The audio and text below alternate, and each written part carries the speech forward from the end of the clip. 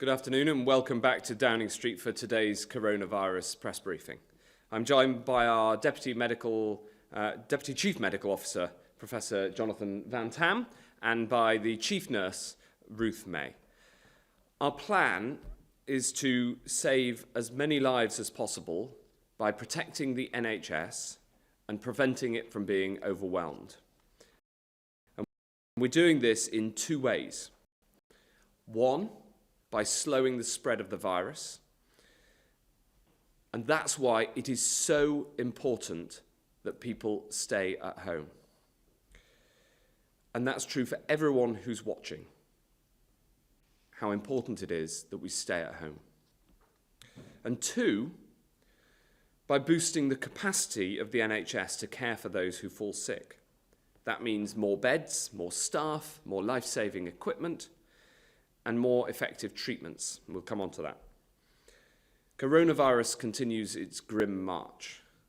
I can report that through the government's ongoing monitoring and testing programme, according to the latest figures, as of this morning, a total of 173,784 people have been tested, of whom 38,168 have tested positive.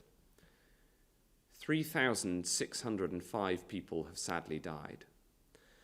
And we're reminded again today that for the NHS, this truly is the front line. In the last 24 hours, 2 nurses and 2 healthcare assistants have tragically died fighting coronavirus.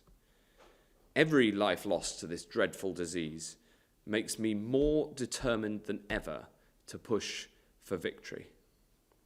And today, I want to update you with the latest on what we're doing to boost NHS capacity, so the capacity we have to care is always above the need for that care. First, we're delivering more critical care beds. This morning, I attended the opening of the new Nightingale Hospital in East London with Ruth and many others. It was planned, constructed and fully staffed in just 9 days. And that is an outstanding achievement. And I pay tribute to Ruth and all who've been involved in its construction. It shows what's possible when we come together as one team in one national effort. I pay tribute to the extraordinary work of everyone.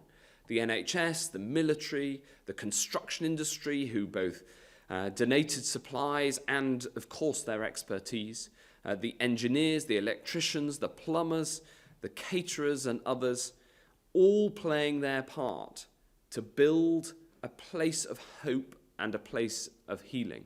It was really inspiring to go and see the sheer scale of it and the teamwork going on there. And lastly, I want to thank you. I want to thank everyone who is at home, because you are giving the NHS the time to expand so that it can save lives. By staying at home, you are saving lives. We have more Nightingale hospitals planned and on the way in Birmingham and Manchester and Glasgow. And today we've announced that we will begin the work on 2 further Nightingale hospitals in Bristol and Harrogate. The Bristol Nightingale will have a capacity of up to 1,000 beds, and in Harrogate a capacity of up to 500. The Nightingale hospitals are not the only expansion we've seen across the NHS. Since the start of this crisis, we've boosted the number of critical care beds to care for coronavirus by over 2,500. That's before the addition we'll get from the Nightingale hospitals. And the result of this extraordinary work is that in every hospital in the country, we have managed to expand capacity. And as we stand today, over 2,000 critical care beds are free and available. And they're ready should they be needed. And that's before the Nightingale hospitals come on stream. And of course, we're working round the clock to deliver essential deliveries of PPE across the whole NHS, across social care, key public services, and in all 4 nations of the UK. Yesterday, more than 26 million PPE products were delivered to 281 different organisations, And I've agreed with the Northern Ireland Executive that we will immediately be providing more PPE to Northern Ireland to meet their needs, over 5 million items, including goggles and aprons and masks. Over 7,000 NHS staff have now been tested. And next, alongside testing, we're intensively researching drugs and treatments. Right since the start of this crisis, we've been clear that all our plans are based on the best possible science. And that science gets better every day. But there's still a lot that we don't know about how to treat and potentially prevent COVID-19. So research about treatments is absolutely central to our plan. The UK, of course, has a long tradition that we're very proud of being the best in the world in this sort of science. And we are a world leader in clinical trials. And we're putting this to use right now, bringing together some of the finest research minds in the country to design new trials, and we're delivering them at record pace as well. We've established 3 national clinical trials covering each major stage of the disease: primary care, hospital care, and critical care for the most seriously ill. And just like the Nightingale, one of these trials was in fact put together in just 9 days, which is breathtaking speed. These trials are looking at the effect of existing drugs and steroids repurposed for treatment of COVID-19. One of the trials, which is called Recovery, which deals in hospital care, is the largest of its kind in the world, with 926 patients enrolled. We've also set up an expert therapeutics task force to search for and shortlist other candidate medicines for trials. And I'm advised on that work by my brilliant colleague, Jonathan Van Tam, the Deputy Chief Medical Officer, who is one of the finest research scientists of his generation. And Jonathan will say a bit more about this in a few minutes. We need more patients to volunteer to be part of these trials, because the bigger the trials, the better the data, and the faster we can roll out the treatments, if and only if it's proven to work. These treatments will help us as the science develops. But for now, the only way to protect yourself and your family from this disease is to stay at home. And of course, while this is a national effort to find these treatments, it's also an international effort. In the same way that we've donated more money to the global search for a vaccine than any other country, so too we will lead the world in the science of these treatments. And whatever we learn, we will share, because we are all on the same side in this war. Earlier today, I spoke to my counterparts in the G7 to coordinate our research efforts over this and other things. And whether it's treatments or equipment or NHS capacity, we will strain every sinew. We will move whatever mountains need to be moved. We need everyone to keep playing their part, and that includes you. The only way to protect yourselves and others now is to stay at home. And the one final thing I want to say is this. We're set for a warm weekend in some parts of the country, but the disease is still spreading, and we absolutely cannot afford to relax the social distancing measures that we have in place. We cannot relax our discipline now. If we do, people will die. So I end with the advice that we all know. This advice is not a request. It is an instruction. Stay at home, protect lives, and then you will be doing your part.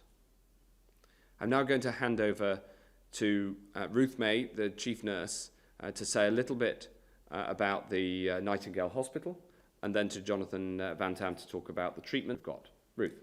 Thank you.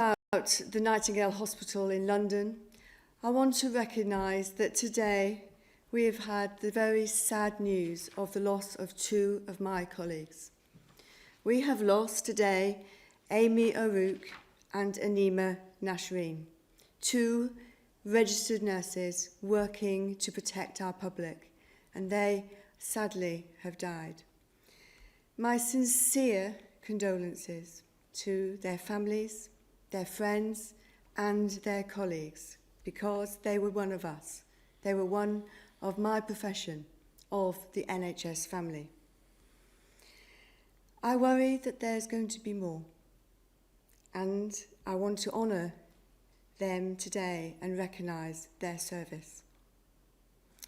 So as the Secretary of State said, we were with His Royal Highness, the Prince of Wales. He was joining via video camera as he opened the first NHS Nightingale Hospital in London. It was an extraordinary feat. People have worked so hard from all sorts of walks of life, all sorts of backgrounds, and they've come together as one team to build an NHS hospital, an enormous piece of work of absolute huge. As the Secretary of State has said, he's announced 2 further facilities in Harrogate for the people of the North East and in Bristol for the people of the South West. And of course, that's alongside Birmingham and Manchester. So thank you to all of our NHS staff, all of our staff across into social care, whether that's nurses, midwives, doctors, all of them pulling together to make sure that we continue to prepare for COVID-19 surge. I'm grateful for all of our frontline staff and all of our support staff who are caring as a team for our sick patients. But I'm very grateful to you, the British public, for your patience and in helping our NHS. As the Secretary of State said, this weekend is going to be very warm, and it is very tempting to go out and enjoy those summer rays. But please, I ask you to remember Amy and Arima. Please stay at home for them. Thank you, Ruth. And Jonathan Van Tam, if you could bring us up to speed on the treatments and on the latest data that we have. Thank you, Secretary of State. I'll begin with the data, and the first slide I want to show you is a survey which shows the behavioural change as of 29th of March in relation to the social distancing advice that the government has given. As you can see on the slide, if you begin on the left, there is a small increase in mobility within residential settings. This actually is good because it shows people are staying at home. If you then contrast that with the bars further to the right, which move progressively through grocery and pharmacy, through public parks, through workplaces, you can see progressively larger declines in mobility across the UK. This is really very encouraging indeed and shows that the British public are following the advice that was given to them, but it needs to continue. Next slide, please. If you then move on and you look at the change in transport use between the 5th of March and just a few days ago, you can see dramatic declines across the piece in total motor vehicles and in use of national rail, buses and tubes in London. This again is very encouraging. Next slide, please. However, as we have always said, we do not expect these changes to turn the curve on this awful disease immediately. It will take time. And as you can see, this slide shows the number of UK cases by day, and you can see the numbers are increasing. This remains a dangerous time.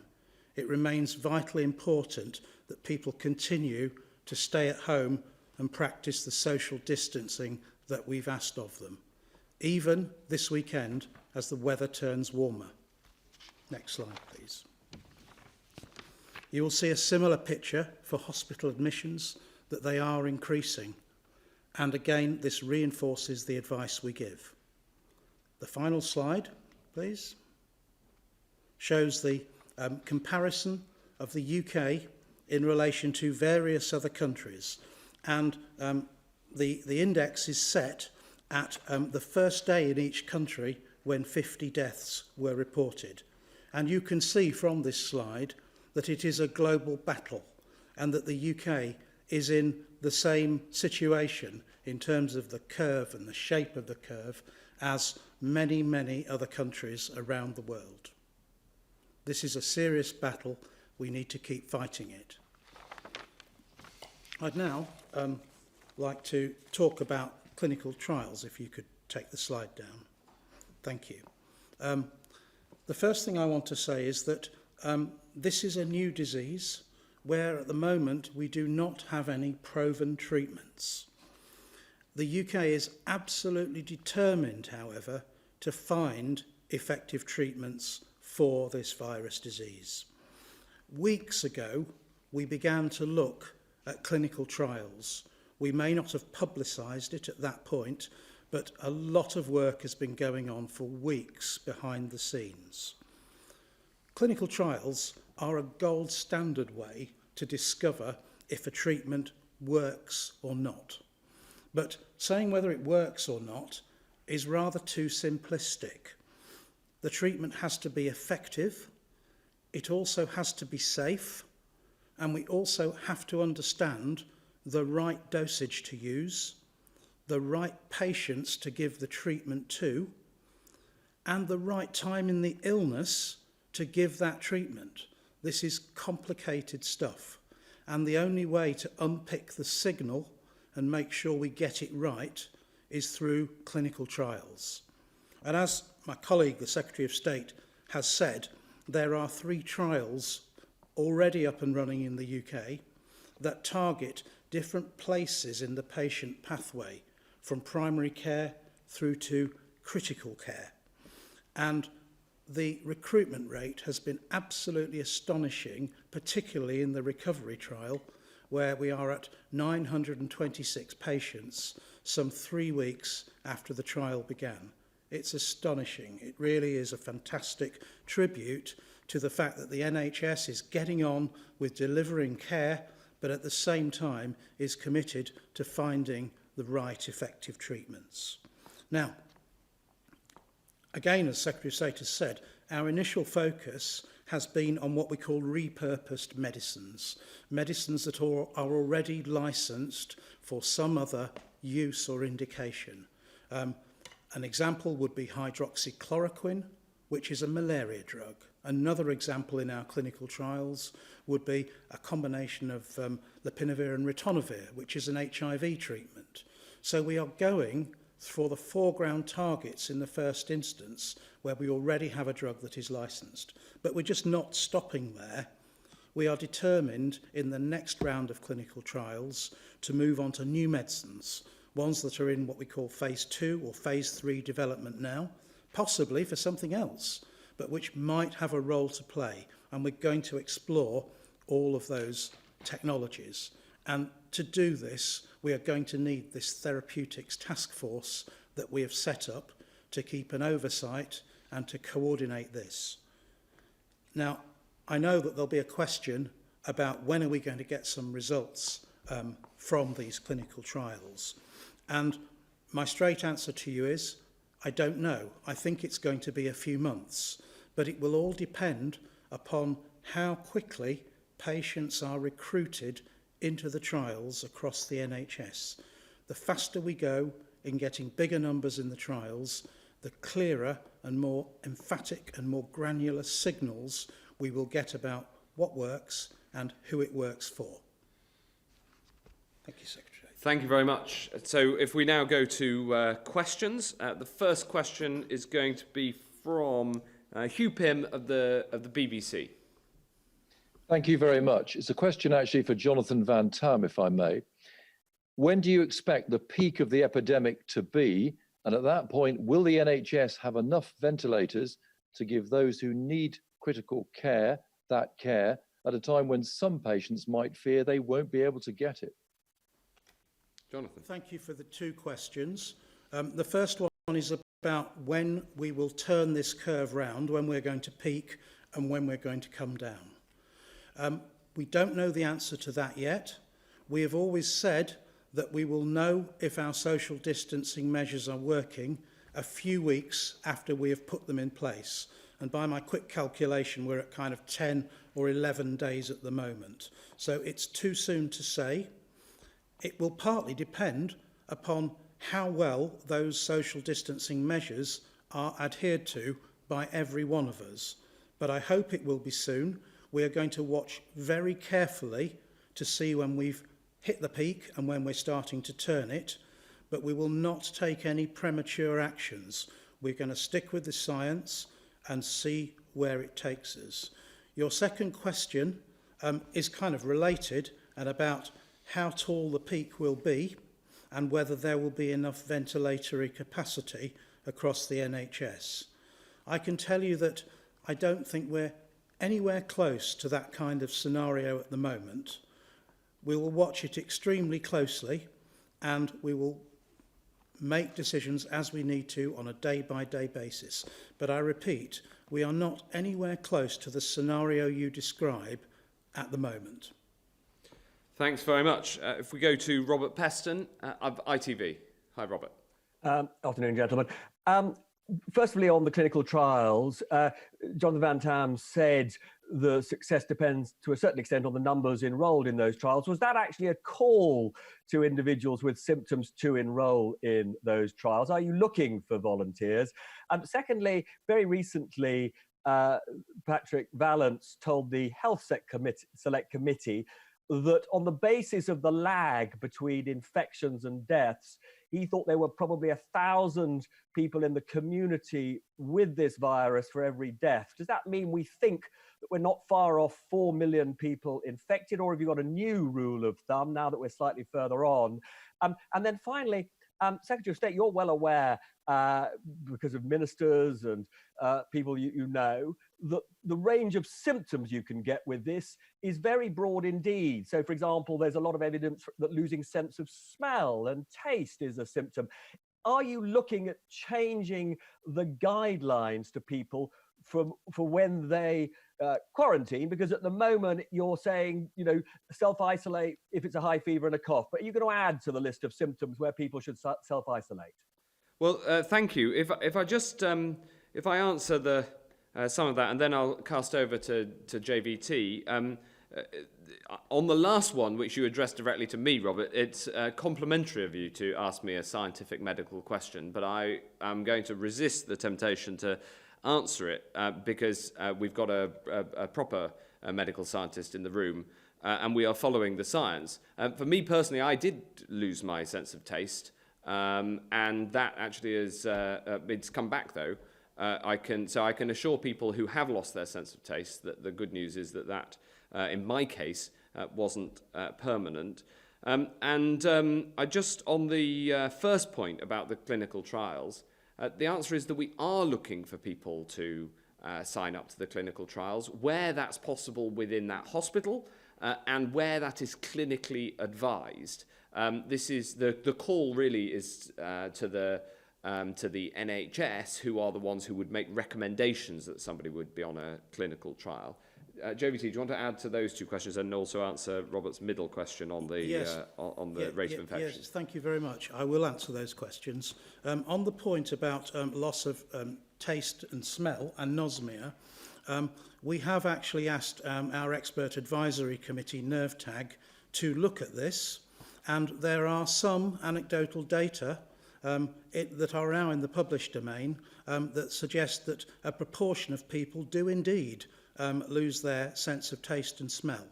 However, we have looked at the data that there are in relation to whether that on its own is a symptom that would be important to add to the case definition, and the answer to that from our experts is absolutely not. That yes, this is true, or as far as we can tell on limited data, it appears to be true, but it doesn't contribute anything on its own to the overall affinity of the diagnosis. On the second point about volunteers for clinical trials, people will have read in the newspapers sometimes when a new drug is being tried that there's an advert and you ring up and you volunteer for the clinical trial. This is a very different scenario. Here, these are about patients who are undergoing treatment at some stage for COVID-19. First of all, we need the physicians in charge of their care to sign up for the clinical trial. And then it is up to the physicians to approach the patient and ask them if they would like to take part. and it's a process of very careful, written, informed consent for that to happen. But the straight answer is yes, we do need people to take part in the clinical trials, and they are doing. For the recovery trial, yesterday's figure reported to me was a little over 700 patients into the trial. Today, I'm walking on my way to 10 Downing Street, and the number comes through of 926. This is really fantastic work by both clinicians and by patients. And on your final point about are there more people out there than we are counting through the case numbers, our testing is based primarily at the moment in hospitals where it is needed most, and there will be further cases out there, people who are isolating in accordance with the guidelines who have COVID-19, who we have not counted in the official statistics. How large that is, I wouldn't like to speculate. Any follow-ups to that, Robert? Well, it was simply that Patrick Vallance did use a ratio of 1 to 1,000. It was a rule of thumb that he thought was useful. Do you have a rule of thumb at the moment, or do you personally, Jonathan, think that's not terribly helpful? No, it's not that I don't think it's terribly helpful. That's the official advice we've had through the Scientific Advisory Group for Emergencies. But obviously there's a lot of imprecision associated with those kind of estimates. And I think it's probably unhelpful at this point to try and nail it down, as it were. I think that the another way to add to that is that pillar 4 of the testing strategy is having survey tests to try to find the answer to that question as scientifically as possible, and there's a huge amount of work underway under pillar 4. If we go to Sam Coates from Sky, please. Sam. Thank you. To Matt Hancock, earlier today you seemed to indicate that you did think that Easter Sunday, April the 12th, would be the projected peak for coronavirus deaths. But Jonathan Van Tam doesn't seem to quite endorse that when speaking just now. Why is that? What's going on there? And secondly, to all of you, there are people, some elderly, some disabled, being told by GPs today that they fit into the category of do not resuscitate, that they won't be taken to hospital, that they won't be treated. What do you say to them, to their families? Should they fight those do not resuscitate messages and notices, or should they just accept what they're told? Thank you. On the first one of those, the truth is that we don't know. I think you've overinterpreted my comment. I was asked about these, a suggestion earlier, and I said that I answered the same, which is that we don't know. And actually, there's a reason we don't know, and that's because it depends on how people act. And this is why the absolute central message, the most important message that anybody can take away from this press conference or the entirety of the government's messaging and how we feel, is that you've got to stay at home. And I know we repeat this, but it is really important, because the more people stay at home, the faster that we will get through this. On the question of DNRs, I'll hand over to Ruth. Yeah, absolutely. So clinicians, my clinical colleagues, have these discussions all of the time with patients and their families, thinking about their wishes, thinking about what their care being planned, and that's right and proper. COVID-19 is no excuse to have those discussions in a sensitive way, but these discussions need to happen all of the time with families and with patients themselves. But it is nothing, it needs to be done sensitively, and it's not, COVID-19 should not be used as an excuse to do that quite separately. Thanks very much. If we go to Liz Bates of Channel 4. Hi, Liz. Hi. If I could direct my questions primarily at Matt Hancock. First of all, you hugely raised expectations when you said that 3.5 million antibody tests had been ordered and would be widely available. Now you're saying they don't work. Are these tests ever going to materialise? And secondly, if I may, countries which have carried out more tests than the UK have had fewer deaths per million. Has the decision to carry out fewer tests than places like Germany and South Korea cost lives here? Thanks. I could take both those questions. We have provisionally ordered 17.5 million, not 3.5 million antibody tests. But as I've been absolutely clear all along, we'll only use them if they work. And in fact, on the G7 call earlier, it's clear that no G7 country has yet found a home antibody test, which is pillar 3 of the testing strategy, that works, but we continue to search for one. Again, this is an area where the science is constantly developing, and there's a huge amount of global effort going into finding one of these tests that does work. But I've also been clear that we're putting the orders in place so that should they work, then we can get them here in the UK. On the second point, can you remind me of the second question? That we haven't tested. Oh, it was about the numbers testing. Yeah. The truth is we've had a clear ramp up in testing as part of the strategy from the start. We had just under 2,000 tests a day a month ago. I set the goal of reaching 10,000 a day, and we have reached that. And we hit that on target at the end of March. And now we've got the clear goal of 100,000 tests a day by the end of April. There are countries that have tested more than us, like Germany, as you mentioned, but there's others like France that haven't tested as much as us. The question of the correlations is a very complicated one with lots of factors in it. I don't know if you want to add anything, JBT. Yes, I would add just something, Secretary of State, on the quality of tests. It's absolutely vitally important. Any test in medicine, any test, is never 100% accurate. That is a truism. And the wrong antibody test that isn't accurate is going to say to some people, you have antibodies when you don't. It is also going to say to another selection of the population, you are not immune when you are. And so it's really important that these are rigorously evaluated so that the tolerances on those error rates are very low indeed. And we have to get that right before we can even think about how we can use these antibody tests in the most advantageous and informative way for everyone. Thanks very much. Andy Bell, Channel 5. Thank you very much. A quick follow-up to you, Mr. Hancock. A follow-up to Liz's on those 17 million tests we've ordered. And then a question for Professor Van Tam. Twice this week, one of your colleagues, Stephen Powis from NHS England, has talked about seeing green shoots. Is that the way you would characterise what you're seeing at the moment in the data?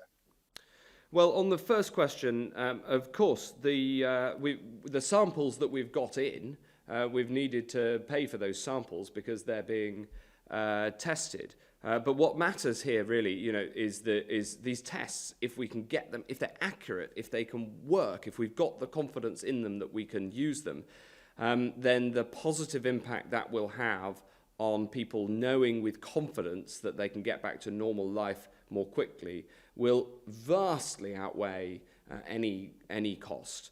Of course, cost is a consideration, but frankly, getting a test that works is worth more than just money. JBT. Thank you. On the green shoots, the answer to your question is where you look for them. I absolutely see green shoots, I really do, in terms of the massive change in public behaviour that's already taken place. If that continues for as long as the government asks for it to continue, then they really will be quite big green shoots in the end.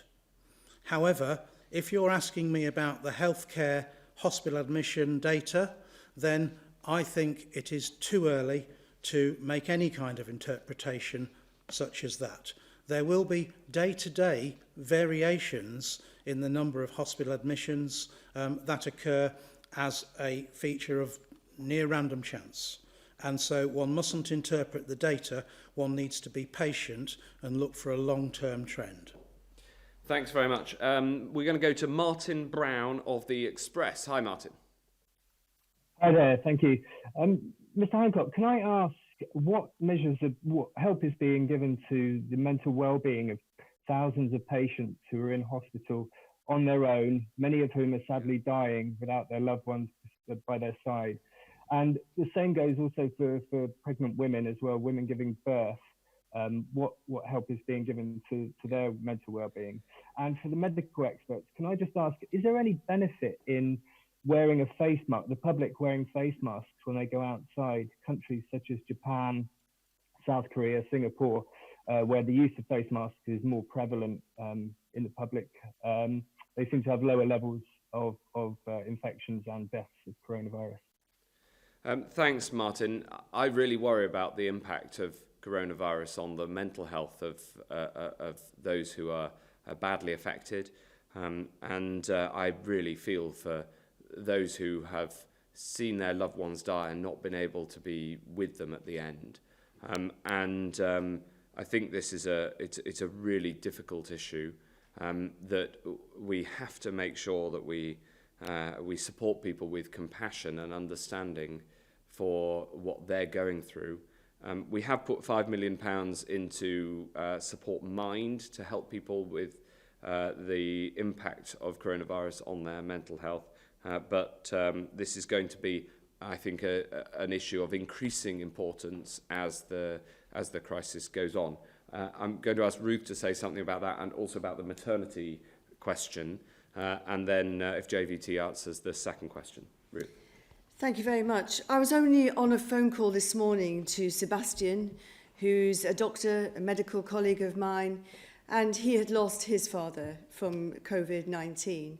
And hearing his story about the extraordinary lengths that the nurses, the matron on that night shift had gone to make sure that they were able to connect a conversation with his brother in Singapore, to be able to connect, make sure the battery was fully charged for his dad to be able to have numerous phone calls. I am seeing across the United Kingdom, nurses, midwives, the whole of our clinical teams going to extraordinary lengths to make sure we absolutely do that. And whilst we know that visiting has been reduced to the absolute limit, it is also, we are saying that visitors are able to go, of course, for people with end-of-life care. But technology is really important. But looking at the well-being of our patients is really important, but also well-being of our staff. We need to make sure that we're setting out measures to look after our staff as well. I didn't get quite the maternity question, Secretary of State, so would you mind repeating that one? It was just the same, really. What help is being given to women who are alone in hospital without their loved ones giving birth? Well, I'm very fortunate enough to work with Professor Jackie Dunkley-Bent, our Chief Midwifery Officer, who provides enormous, fantastic midwifery leadership across England. What she's been telling me is that midwives, yet again, are doing exactly the same. They're going to extraordinary lengths to make sure they're using technology, using Zoom, using all of the technology to make sure people are connected. There's been plenty of people that are doing just that to make sure that families can get together when they can, safely, to connect with their new members of their families. Thanks, Ruth. On the second question, JVT? Yeah, if I'll just begin on the first, actually, to say, you know, I realise this is an awful and distressing illness, and I'm very distressed personally when I hear these stories of families separated, when I hear everything that's going on in that space. It's really terrible. But to your evidence point about face masks and wearing of face masks by the general public, this has been a controversial area in pandemic preparedness and planning for the 15 years that I've been involved in it. And indeed, I was on the phone this morning to a colleague in Hong Kong who's a professor there, who's done the evidence review for the World Health Organization on face masks.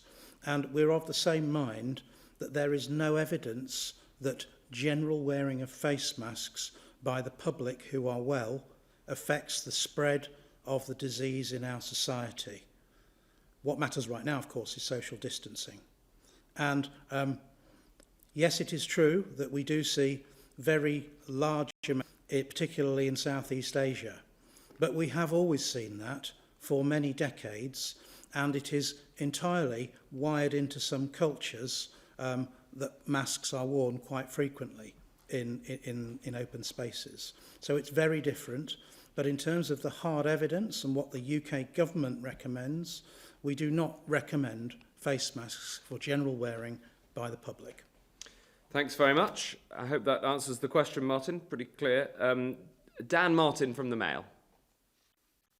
Mr. Hancock, you said that if people don't obey the rules, you would consider toughening the lockdown that's in place at the moment. In France, they're stationing police at railway stations and installing motorway checkpoints to check where people are going. Is that the sort of thing we might see happening here?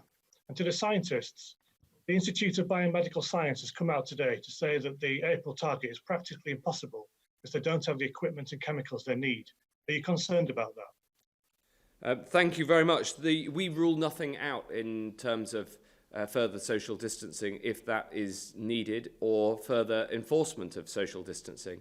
However, the British public are, in the very large part, following the new rules, and the police are policing them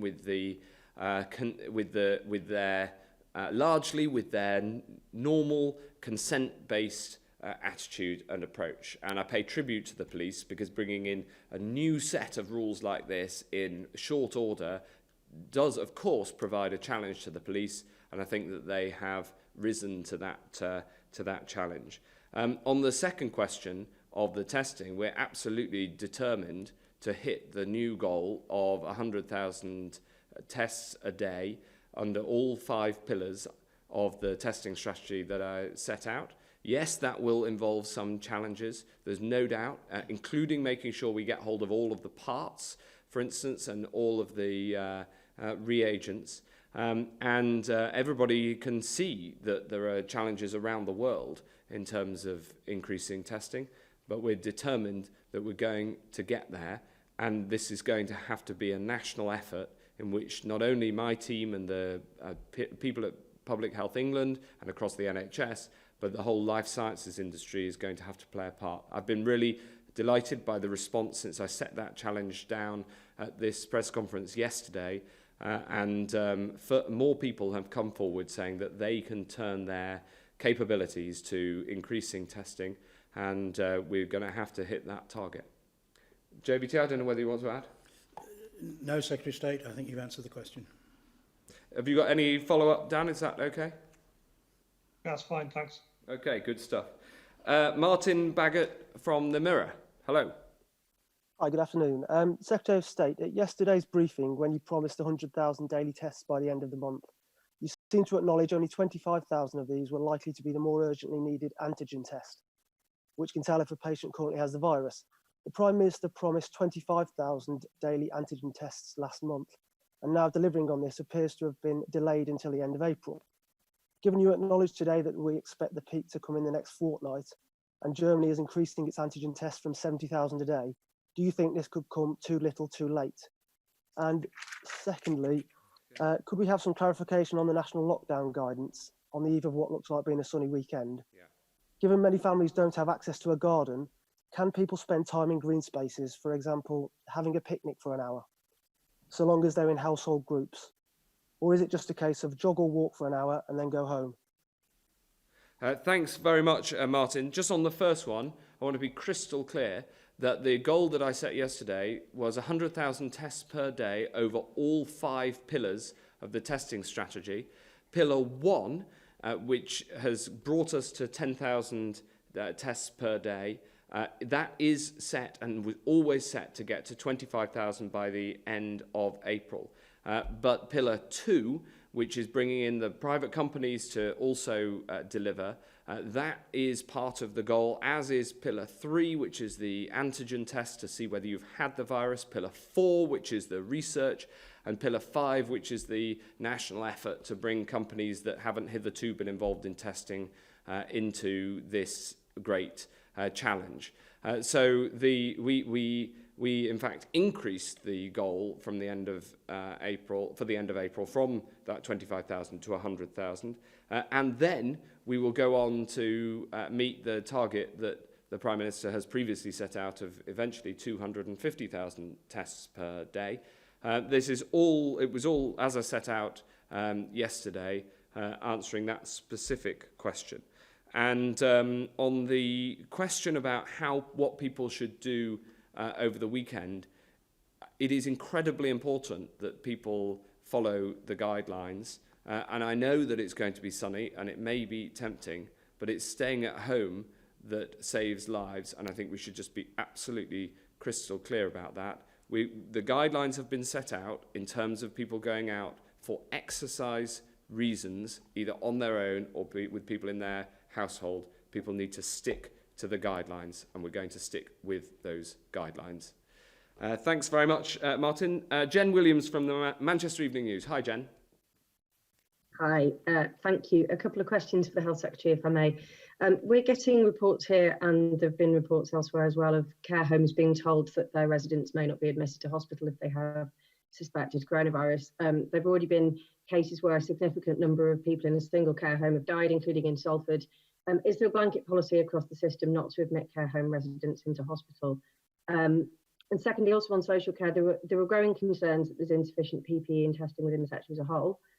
Councils are now having to source their own, but are finding that they're facing escalating prices. And there are fears more broadly that social care is simply not being prioritised at the national level. So is social care an afterthought in this? And just finally on PPE as a whole, how many units do we have in the national stockpile, and how many is the government expecting to need during the course of the outbreak? Okay, thank you very much indeed for those three questions. The first one on care homes, it is absolutely not a blanket rule that people shouldn't go to hospital from care homes. Hospital is there for people when they need it, when the doctors advise that they go, and we have 2,029 spare critical care beds in the NHS right now. 2,029. That is before we bring on stream the Nightingale hospitals, and that is testament to the NHS, who've done amazing work. They've already expanded the number of critical care beds by 2,500 for COVID-19 patients, and so there is capacity in the hospitals right now to deal with COVID-19, and there is no blanket rule. It is a clinical judgment about when somebody goes to hospital. I don't know if Ruth might want to add something on that. And on the PPE question, we have millions of pieces of PPE in the stockpile, and I can make sure that we get the exact figure to you. I haven't got it on me, but we're also replenishing it all the time, because whilst we have a very large stockpile, we're also using it, and so we've got to make sure that we replenish it, and we're replenishing it both from buying internationally, where much of it traditionally has been made, and also making it domestically.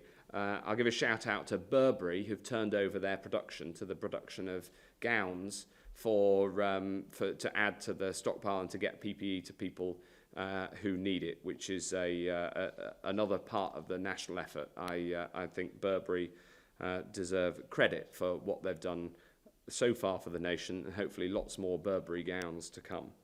Ruth, I don't know if you want to add something. 2 points. Thank you very much, Secretary of State. So about the care homes, wherever my mother-in-law, Millie, lives in a care home, and that is her home. So clinicians from whatever background will make a decision based on the clinical need of that person as to whether they need hospital care, because that's the important part. With regard to social care, I know that out of the 6,000 nurses that are coming back onto our emergency register, some of those are opting to go into social care. And I'm delighted to see that we're offering people the option of coming into our hospitals, coming into our primary care setting, but also into social care. And I'm going to be making sure that we continue to do that over the next few weeks too. Fantastic. Does that answer the question, Jen? Yeah, it does. But on the PPE, I mean, obviously, you said you'd come back on the numbers in terms of how many you've got in the stockpile. But do you know how many you're going to need over the course of the pandemic? Well, it depends how long the pandemic lasts. But at the moment, we are distributing many millions of pieces every day. In the last 24 hours, it was 26 million. Over the last couple of weeks, it's around 400 million. So you can see that we're getting through it fast. So we're replenishing it at the other end as fast as we can. The challenge in PPE is a challenge of distribution rather than a challenge of having the stock. I also didn't answer your question about social care with PPE, because it's incredibly important to me that we get the protective equipment that we need to people working in social care as well as in the NHS and all parts of the NHS. And the new PPE guidance that we set out yesterday, which has got very broad support, that sets out what sort of PPE is appropriate in what sort of setting, and we will deliver that PPE into social care. I know that it's a challenge, not least because there's around 26,000 social care settings, a combination of care homes and organisations that provide care in people's homes. And so it is more complicated than delivering to the NHS, but the priority of getting the right PPE to social care is exactly the same as the priority of getting the right PPE to the NHS, and that's what the system, with the support of the military, is doing. Thank you very much indeed. I think that's all we've got time for today, but no doubt there'll be more to come in these daily press conferences. I'm very grateful to all of the questions, and I'm very grateful to both Jonathan Van Tam and Ruth May for answering the questions with me. Thanks very much indeed.